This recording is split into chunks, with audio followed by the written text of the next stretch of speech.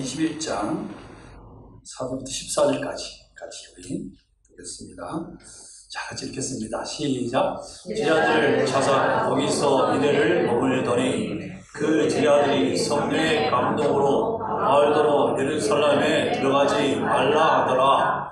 이 여러 날을 지낸 후 우리가 떠나갈새 그들이 다 그 처자와 함께 성문가까지 전송하거늘 우리가 바닷가에 무릎을 꿇어 기도하고 서로 작별한 후 우리는 배에 오르고 그들은 집으로 돌아가니라. 두로를 떠나 항해를 다 마치고 돌레마이에 이르러 형제들에게 안부를 묻고 그들과 함께 하루를 있다가 이튿날 떠나 가이사랴에 이르러 7 집사 중 하나인 전도자 빌립의 집에 들어가서 머무르니라. 그에게 딸 넷이 있으니 처녀로 이혼하는 자라. 여러 날 머물러 있더니 아가보라는 한 선지자가 이제로부터 내려와 그에게 와서 바울의 띠를 가져다가 자기 수족을 잡아내고 말하기를 성령이 말씀하시되 예루살렘에서 유대인들이 이같이 이 띠 임자를 결박하여 이방인의 손에 넘겨주리라 하거늘 우리가 그 말을 듣고 그곳 사람들과 더불어 바울에게 예루살렘으로 올라가지 말라 하나니 바울이 대답하되 여러분이 어찌하여 그로 내 마음을 상하게 하느냐. 나는 주 예수의 이름을 위하여 결박당할 뿐 아니라 예루살렘에서 죽을 것도 각오하였노라 하니 그가 권함을 받지 아니하므로 우리가 주의 뜻대로 이루어지이다 하고 그쳤노라. 아멘. 기도하겠습니다. 참 좋으신 하나님 감사합니다. 시간 동안 저희들이 주의 말씀을 듣기 원합니다. 성령님 우리의 마음을 열어주시고 우리 길을 열어주셔서 말씀이 선포되어질 때 그 말씀을 우리 심령에 받아 정말 30배, 60배, 100배 결실을 맺는 우리 사진이 될 수 있도록 도와주시고 또 주님을 닮아가는 복된 자들 될 수 있도록 축복하여 주시옵소서. 감사하며 살아계신 예수 그리스도의 이름으로 기도합니다. 아멘. 저는 오늘 본문의 말씀을 가지고요 사도 바울의 영성이라는 제목으로 여러분에게 말씀을 드리기 원합니다. 여러분 미국의 대통령 중에서 땅콩밭 농부에서 미국의 대통령이 된 사람이 있습니다. 바로 39대 대통령이자 2002년도에 노벨 평화상을 받은 지미 카터라는 분입니다. 이 지미 카터라는 분이 대통령에서 물러나서 자신의 전 생애를 망명한 회고록을 작성했는데 그 회고록에서 자신이 대통령이 될 수 있도록 자신의 삶에 아주 큰 자극을 준 한 사건을 기록하고 있습니다. 그 사건은 지미 카터가 해군 사관학교를 마치고 해군 핵잠수함에 근무하기를 원했습니다. 이 핵잠수함에 근무하려면 당시 이 함대의 책임자이자 무척 까다롭게 소문난 하이만 닉 오보 제독과 면담을 해서 합격해야만 했습니다. 카터는 큰 방으로 안내되어서 닉 오보 제독과 여러 가지 까다로운 주제를 놓고 쩔쩔매면서 토론을 하였습니다. 이제 긴 토론이 거의 마무리되고 카터가 이제 숨을 돌리게 되었을 때 그 해군 제독은 카터에게 이렇게 질문했습니다. 해군 사관학교에서 몇 D나 했냐? 카터가 사관학교에서 나한테 열심히 공부했고 그리고 10% 범위 안에 들었기 때문에 안심하면서 자신있게 820명 중에 59등을 했음이라고 말하면서 잘했다는 칭찬의 말을 기대하고 있었습니다. 그런데 그 제독은 칭찬 대신에 카터에게 이렇게 질문을 했습니다. 자네 최선을 다했는가? 카터는 어떨길래 네라고 대답을 했습니다. 그렇지만 자신의 수업시간의 태도를 생각해보니 실은 최선을 다하지 못했다는 생각이 들었습니다. 그래서 다시금 숨을 내쉬면서 아닙니다. 항상 최선을 다하지는 못했습니다. 라고 말했습니다. 그러자 닉 오버 제독은 한참 동안 카터를 쳐다보더니 이렇게 한마디를 던집니다. Why not the best? 자네 왜 최선을 다하지 못했는가? 여러분, 이 why not the best라는 너는 왜 최선을 다하지 못했냐는 이 말 한마디가 지미 카트에 엄청난 교훈을 줬다는 것입니다. 그리고 그 후에 카트는 모든 일에 늘 최선을 다했고 그것이 바로 자신을 대통령이 되게 했다고 말씀했습니다. 그리고 그것은 해고록도 Why not the best라는 제목을 붙였다고 합니다.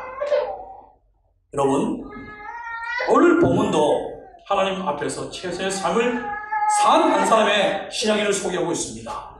그것이 바로 사도 바울입니다. 이 사도 바울은 정말 하나님 앞에서 최선을 다하신 삶을 살았습니다. 최선으로 복음을 전했고 정말 마음을 다해서 교회를 섬겼고 정말 최선으로 제자를 양육했고 하나님 앞에서 최선으로 예배하고 온 마음 다해서 충성하는 자가 바로 사도 바울이었습니다. 여러분, 저는 정말 우리의 삶이 이 사도 바울처럼 최선이 되어진 삶이 되기를 바랍니다. 최선으로 예배하고 힘을 다해 교회를 섬기고 서로 마음을 다해 사랑하는 그런 공동체가 되기를 바랍니다. 정말 우리의 전 삶의 영역이 하나님께서 잘했다고 칭찬받는 최선의 삶이 되기를 예수님으로 축원합니다.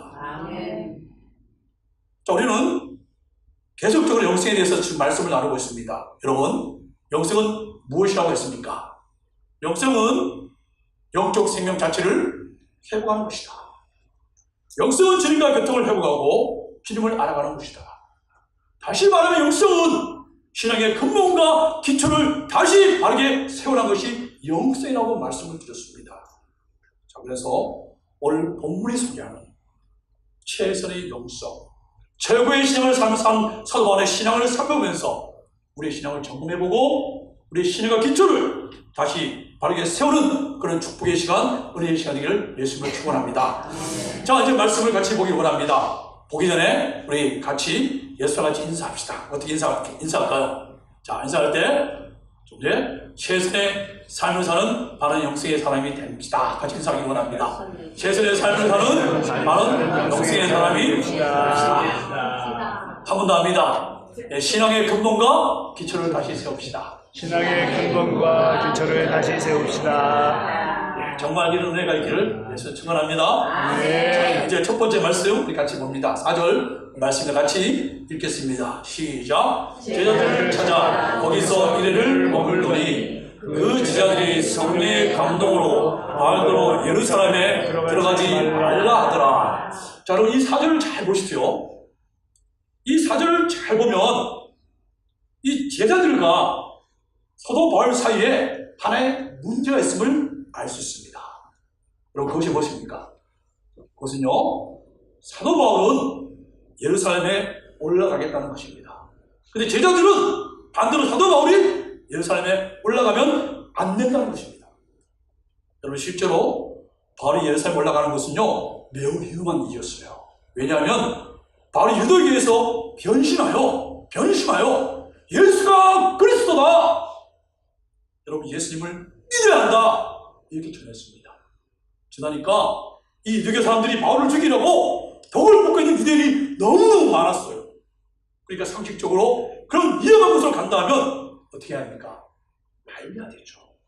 말려야지 당연하다고 할 수 있습니다. 더구나 더 중요한 것은요, 이 사진을 보니까 뭐가 나옵니까?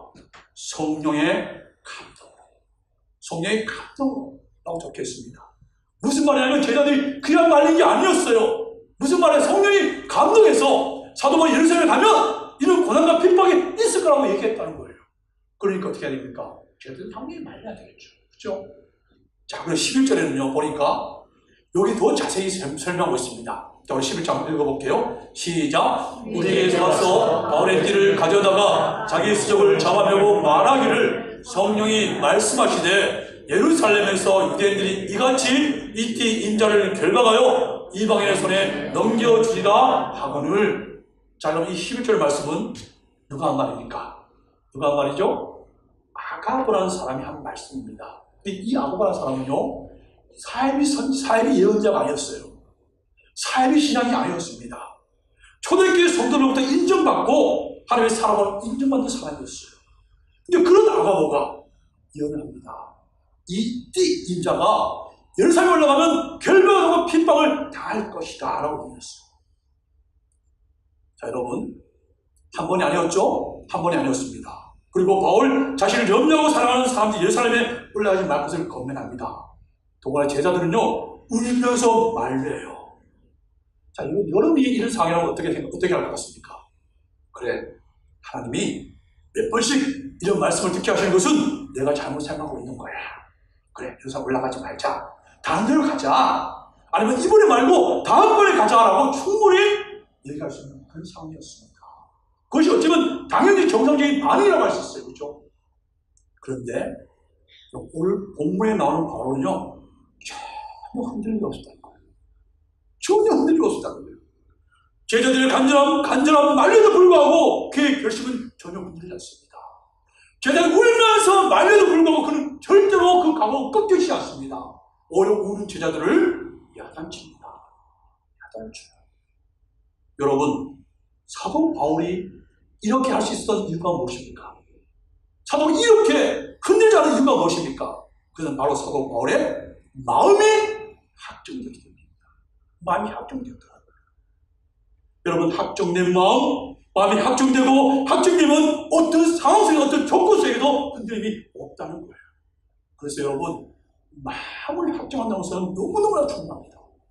마음을 정한다는 것은 너무너무 중요해요. 여러분, 생각해 보십시오.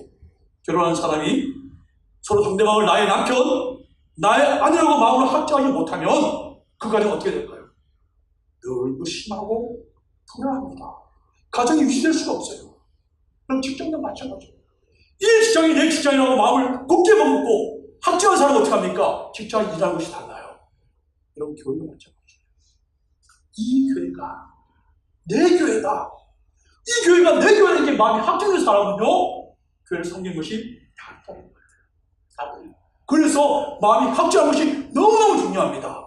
자, 우리 말씀 20장 22절 24절 같이 읽어보겠습니다. 시작. 보라, 나는 성령이 내어 예루살렘으로 가는데 거기서 무슨 일을 당하는지 알지 못하노라. 오직 성령이 각성해서 내게 질문하여 결박과 환난이 나를 기다린다 하시나 내가 가려갈 길가 주 예수께 받은 사명 곧 하나님 은혜의 복을 증언하기를 마치려면 나의 생명적 자 좀 더 귀한 것으로 여기지 아니하노라.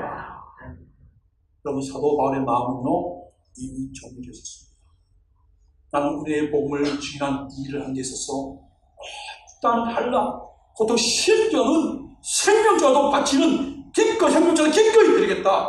라는 것이 사도 바울의 확정된 마음이었어요. 여러분, 바로 이 확정된 마음의 확정, 이것이 바로 사도 바울의 신앙의 기초였고 사도 바울의 신앙의 근본이었습니다. 이것이 사도 바울을 최고의 영적의 사람으로 만들었다는 것입니다. 여러분, 예수 믿는다고 하면서 많은 신자들이 지금까지 삶의 많은 영역에서 실패를 하게 됩니다. 실패하는 것을 보게 됩니다. 여러분, 그 이유가 뭘까요? 그 이유가 뭘까요? 마음을 정하지 않았기 때문입니다. 마음을 합작하지 못했기 때문입니다. 여러분, 우리의 주님이 되시는 예수님이 우리의 문제를 모든 문제 해결할 수 있는 분인 것을 믿습니까? 네. 지금도 우리를 하여금 죄를 짓게 하고 불행하게 만드는 사단의 머리를 부숴버린 분이 바로 예수 그리스도이십니다. 네. 그 참 생명과 진정한 행복을 줄 수 있는 분이 내가 믿는 예수 그리스도입니다. 네. 여러분 맞습니까? 네. 근데 여러분, 문제가 오고 어리면 왜 다른 것을 의지합니까? 왜 예수 앞에 무릎을 꿇지 않고 다른 것을 찾아다닙니까? 그것은요, 예수님이 내 인생의 답이라는 것을 머리로는 인정하지만 우리 마음으로 확정하지 못했다는 것입니다. 여러분, 마음이 확정되면요, 흔들림이 없습니다. 여러분, 마음이 확정되어 있으면 어떤 어려운 불안도 전혀 문제가 되지 않습니다. 그리고 예루살렘으로 끌려가는 것도 전혀 문제가 되지 않아요. 다시 말해서 마음이 확정되어 있을 때 하나님이 나를 통해서 이루고자 하는 소명을 이루는 참된 축복을 성취할 수 있게 된다는 것입니다. 자, 우리 말씀 한 절 읽겠습니다. 여호수아 25장 15절 말씀입니다. 우리 같이 읽습니다. 만일 여호와를 섬기는 것이 너에게 좋지 않게 보이거든 너희 조상들이 강 서쪽에서 섬기던 신들인지 또는 너희가 거주하는 땅에 있는 아무리 족속의 신들인지 너희가 섬길 자를 오늘 택하라. 오직 너와 내 집은 여호와를 섬기겠노라 하니. 여러분, 이 말씀은 여호수아가 자신의 죽음 앞에서 이스라엘 백성을 불러놓고 이스라엘 백성들이 너희의 마음을 확정한 것을 도전한 내용입니다. 너희가 강 저편에 섬기는 신이든지 아니면 아무리 땅 삶에서 힘드는지 너희의 섬기자를 택하라. 그러나 나와 내 집은 여호와 하나님만 섬기겠다. 여러분, 하나님은 오늘 이 자리에 나와서 예배드리는 우리 모두가 자신이 의지하는 것 다 내려놓길 바랍니다. 내 심령이 깊은 곳에 정말 신뢰하고 사랑한 것 내려놓길 바랍니다. 그리고 여호수아처럼 예수님만 의지하겠습니다. 예수님만 믿겠습니다. 이런 마음이 확정이 되기를 원하십니다. 세상의 물질을 추구하지 않고 사람 의존하지 않고 예수님만, 성령님만 바라보겠습니다. 예수님만 섬기겠습니다 하는 마음의 확정이 일어나기를 소원한다는 거예요. 여러분, 하나님은 이런 마음이 확정된 자, 이런 확정된 마음을 신앙의 기초로 삼 자를 사용하시고 축복하십니다. 그리고 이런 확정된 마음을 가진 자를 통해서 하나님의 뜻을 이루어 나가십니다. 정말 우리 교회가 저와 여러분의 삶에서 이런 축복의 간증이 있기를 다시 한번 예수 이름으로 축원합니다. 아멘. 자, 이제 두 번째 말씀입니다. 두 번째 말씀 같이 보겠습니다. 자, 13절 같이 읽어보겠습니다. 시작. 바울이 대답하되 여러분이여 어찌하여 우로 내 마음을 상하게 하느냐. 나는 주 예수 이름을 위하여 결박당할 뿐 아니라 예루살렘에서 죽어도 각오하였노라 하니. 자, 여러분, 제가 여러분에게 아주 인상적인 한 장의 사진을 보여드리겠습니다. 자, 여러분 보셨나요? 여러분, 이 사진을 보고 어떤 느낌이 드십니까? 저는 처음 이 글을 보면서요, 모든 아버지들이 그다듯 자고 있는 아이가 너무너무 귀엽고 사랑스러워서 아이의 배에 얼굴을 묻고 장난을 치는 모습이라고 생각을 했습니다. 여러분, 그렇게 생각하십니까? 어떻게 여러분 그렇게 생각하세요? 네. 근데 여러분, 사실 이 사진이요, 그런 사진이 아니라는 것입니다. 한국의 청계천을 옛날의 모습으로 복원하는 재개발 때문에요, 대책 없이 떠나야 하는 아빠가 어린 아들의 품을 빌려 흐느껴 우는 사진이라고 합니다. 여러분, 이것이 우리에게 주는 가르침이 무엇입니까? 그것은 바로 해석이 중요하다는 거예요. 해석이 중요하다. 우리 인생에서 수많은 사건이나 문제가 있는데 문제, 사건 그 자체보다 그것을 어떻게 해석하느냐, 그게 더 중요하다는 것입니다. 다시 말해서 사건이나 문제는 우리의 삶에서 발생하기 마련인데 그것을 어떻게 보느냐에 따라서 그 결과는 엄청나게 다르다는 것입니다. 자, 우리는 이 사실을 13절을 통해서 확인해 볼 수 있습니다. 자, 여러분, 13절에서 사도 바울이 이렇게 말합니다. 나는 예수 이름을 위하여 결박을 당하고 그리고 예루살렘에서 죽어도 괜찮다. 자, 여러분, 이 말씀은요, 사도 바울이 예루살렘에 올라가면 고난과 핍박을 당한 것이라는 것을 알고 있었다는 말입니까? 모르고 있었다는 말입니까? 알고 있었다는 거예요. 알고 있었다는 거예요. 도로의 제자들과 아고의 예언과 똑같이 성령의 감동으로 바울도 자신이 고난과 핍박을 당할 것을 알고 있었다는 거예요. 근데 여러분, 무엇이 달랐습니까? 무엇이 달랐어요? 고난과 핍박에 대한 해석이 사도 바울과 제자들이 달랐다는 것입니다. 도로의 제자들, 아가보는요, 바울이 고난을 당하니까 핍박을 당하기 때문에 올라가지 않는 것이 낫다고 해석을 했습니다. 그러나 바울은 그럼에도 불구하고 가야만 한다고 해석했다는 것이에요. 자, 여러분, 어떤 해석이 오는 것입니까? 어떤 해석이 오는 걸까요? 도로의 제자들과 아가보의 해석이 왜 잘못된 것입니까? 자, 우리 말씀 16장 마태복음 같이 한번 읽어보겠습니다. 시작. 예수께서 올라가시며 베드로에게 이르시되 사단아 내 뒤로 물러가라. 너는 나를 넘어지게 하는 자로다. 내가 하나님의 일을 생각하지 아니하고 도리어 사람 일을 생각한다 하시고. 여러분 이 말씀은요, 예수님께서 예루살렘 올라가서 십자가에 못 박혀 죽을 것을 말씀하십니다. 그러자 베드로가 예수님 붙잡고 이렇게 말합니다. 예수님, 그리 마옵소서. 일이 결코 주께서 일하지 아니하리라고 말씀하셨어요. 그럼 베드로가 이 말을 한 이유는요, 자신의 장래에 대한 염려도 있었지만 더 근본적인 이유가 무엇입니까? 베드로는 정말로 예수님을 사랑했기 때문에, 사랑했기 때문에, 사랑이 컸기 때문에 이렇게 얘기했어요. 그런데 여러분, 이런 베드로를 예수님은 아주 당하게 책망을 합니다. 오늘 말씀 보니까 뭐라 합니까? 사단아, 내 뒤로 물러가라. 그러니까 예수님은요, 베드로를 자신을 대적하는 자로 간주했다는 거예요. 그러면서 베드로가 잘못한 이유를 말씀하시는데, 네가 하나님 일을 생각하지 않고 사람 일을 생각했다는 것입니다. 다시 말해서 베드로는 편안한 길, 안락한 길을 생각했고 메시아가 고난을 받게 통해 인류를 구속하는 하나님의 뜻을 무시했다는 겁니다. 여러분, 두로의 피자의 해석이 잘못된 것도 베드로처럼 고난과 핍박을 사람의 관점으로 봤다는 것입니다. 근데 사도 바울은요, 모든 문제와 사건을 사람의 관점이 아니라 하나님의 관점에서 먼저 생각했다는 거예요. 여러분, 이것이 바로 사도 바울의 신앙의 기초이자 근본이었고 사도 바울의 최고의 영성한 비결이었다는 것을 말씀하고 있습니다. 여러분, 우리도 삶을 살다 보면 많은 위기와 문제를 겪습니다. 경제 위기를 겪습니다. 건강의 위기가 오고 자녀 때문에 고통을 당합니다. 때로는 가정에 심각한 위기가 옵니다. 이처럼 문제는 하나도 없습니다.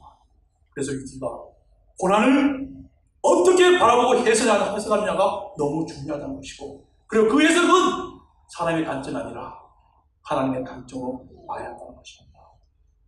그럴 때 우리는 그 고난을 극복하고 그 위기와 고난을 통해서 하나님이 이루고자 하는 일을 성취할 수 있다는 것입니다. 여러분, 우리가 겪는 사건의 문제를 사람의 방법이 아니라 하나님의 관점으로 바로 해석하는 바른 영성의 사람 되기를 바랍니다. 정말 하나님의 시각으로 문제를 바라보므로 위기와 고난을 뒤에 숨겨진 하나님의 뜻을 성취하는 그런 축복을 누리는 사람 되기를 예수님으로 축원합니다. 아멘. 자, 마지막으로 말씀 보겠습니다. 마지막 말씀, 자, 13절 말씀입니다. 우리 같이 다시 한번 읽겠습니다. 시작. 바울이 대답하되 너는 어찌하여 울어 내 마음을 상하게 하느냐. 나는 주 예수의 이름을 위하여 결박당할 뿐 아니라 예루살렘에서 죽을 것도 각고 하였노라 하니. 여러분, 제가 지난 금요일날 윤정범이 잘 가시는 이 탁구에 가서 복식 시합을 했습니다. 이 상대방 이 선수들이 저희 팀보다요 실력이 더 좋은 팀이었어요. 그래서 이 공의 구질도 잘 알고요, 서브도 좋아서 잘 받기가 어려웠습니다. 근데 여러분, 저희 팀에는 아주 커다란 무기가 있었는데 그것이 뭐냐면요, 저하고 같은 편을 맺은 이 목사님이 원로 목사님인데, 이 목사님이요 굉장히 큰 무기였어요. 왜냐하면요, 이 목사님은 탁구를 치는데 정말 열심을 다해서 온몸을 다해서 치는 분이었어요. 그러니까 죽기 전에 치는 분이었습니다. 여러분 생각하기에 저는 어떤 것 같습니까? 제가 생각하기에는요, 저는 참 부드러운 남자라고 생각이 됩니다. 그래서 이 탁구를 칠 때마다 즐긴다고, 이렇게 즐기면서 친다고 생각하는데, 근데 그게 아닌가 봐요. 저를 잘 아는 이 한 목사님이 말씀하기를 이 청 목사는 승부욕이 굉장히 강하대요. 그래서 뭐 조금 진다고 치면요 얼굴이 완전 빨개지고 숨이 가빠지고 말이 없어진다고 합니다. 제가 생각에 좀 가장 힘든 것 같은데, 여러분 어쨌든 제가 그러니까 제가 탁구를 어떻게 쳤겠어요. 저도 죽기 살기로 같이 쳤습니다. 자, 그럼 여러분 누가 이겼을까요? 왜 이겼을까요? 죽기 살기로 쳤기 때문에 이겼습니다. 죽기 살기로 쳤죠. 이겼어요. 여러분, 사도 바울이 하나님 앞에서 최선의 삶을 최고의 영성으로 하나님께 쓰임받은 이유가 무엇입니까? 오늘 13절 보니까 뭐래요? 자신의 생명을 걸었기 때문이라고 해요. 오늘 13절 보니까 사도 바울은 주 예수의 이름을 위하여 예루살렘에 죽을 것을 각오했다라고 고백합니다. 여러분 무슨 말입니까? 예수를 위해서 사도 바울은 자신의 목숨을 내어놨다는 거예요. 사도행전 20장 24절 사도 바울은 하나님의 은혜의 복음을 전하는 일을 마치려 하면은 내 생명보다 좀 더 귀한 것으로 여기지 아니한다라고 해서 복음을 위해서 자신의 목숨을 귀하게 여기지 않는다고 말씀하고 있습니다. 자, 그러면 왜 사도 바울이 자기 생명을 내놨을까요? 자기 생명을 왜 귀하게 여기지 않았습니까?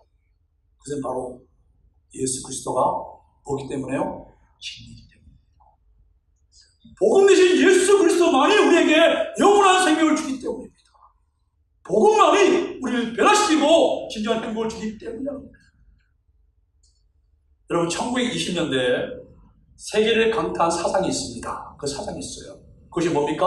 바로 공산주의였습니다. 많은 사람들이 이 공산주의를 굉장히 무서워했어요. 여러분 그 이유가 무엇입니까? 공산주의자들은요, 이 공산주의 사상으로 진리를 여겼어요. 진리를 여겼습니다. 그래서 이 공산주의 사상을 세계식 확산시키는데 뭘 그랬습니까? 자기의 생명을 걸었어요. 자기의 생명을 걸었어요. 그래서 사람들이 그것을 무서워했습니다. 그럼 여러분, 그리스도인, 크리스찬의 무슨 의미입니까? 나는 그리스도인입니다. 나는 그리스도인, 나는 크리스찬입니다. 이게 무슨 말입니까? 여러분, 나는 그리스도라는 이 의미는요, 예수님이 나의 인생의 답이라고 결론을 내린 사람을 말합니다. 예수님만이 하나님을 만나게 하는 길이다. 예수님만이 인생의 궁극적인 목적인 죄와 사단과 사망을 사망시켜서 사람에게 영생을 주신다. 그리고 우리를 변화시켜서 가장 고귀한 존재로 가장 고급스러운 삶을 살게 할 뿐만 아니라 이 생도 오직 예수에는 변할 수가 없다. 예수님만이 사람에게 참된 행복을 줄 수 있다. 그래서 이 복음을 위해서 나는 나의 전부를 건다. 이것이 바로 그리스도라는 의미입니다. 이것이 그리스도라는 의미예요. 나는 그리스도라는 이 의미는 너무나 무게가 큽니다. 여러분은 예수님을 나의 구주로 영접하셨습니까? 예수님을 믿는 그리스도인입니까? 그렇다면 예수님만이 진리이자 나는 나의 모든 삶의 답이라는 것을 믿습니까? 그렇다면 나의 삶을 주님께 드린 자들이 되기 바랍니다. 나의 마음을 주님께 드리고 나의 몸을 주님께 드리고 정말 주님이 원하신다면 나의 목도 드릴 수 있는 그런 믿음의 사람, 축복의 사람 되기를 예수님으로 축원합니다. 아멘. 여러분 이것이 바로 바울의 신앙이자 하나님 앞에서 최선의 삶을 산 비결이었습니다. 오늘 예배를 드리는 우리 모두도 바울의 신앙을 본받아서 정말 주님 앞에서 우리 자신을 다 드릴 수 있는 축복의 삶 되기를 예수님으로 축원합니다. 아멘. 여러분 이제 말씀을 정리하겠습니다. 여러분 하나님은요 우리 모두가 최선을 다하는 삶이 되기를 원하십니다. 그래서 여러분 어떻게 해야 됩니까? 우리의 마음을 합쳐야 됩니다. 우리 마음을 합쳐야 됩니다. 나는 주님만 섬기겠다. 우리 마음을 합쳐야 됩니다. 그리고 실제 일어나는 이런 모든 문제와 사건을 사람의 일, 사람의 관점으로 보는 것이 아니라 뭐로 봐야 된다고요? 하나님 눈과 하나님의 시선으로 봐야 한다. 그리고 주님이 원하신다면 나의 생명까지 드립니다. 그것이 우리를 하나님 앞에 최선의 삶을 살게 하는 비결이라고 말씀하셨습니다.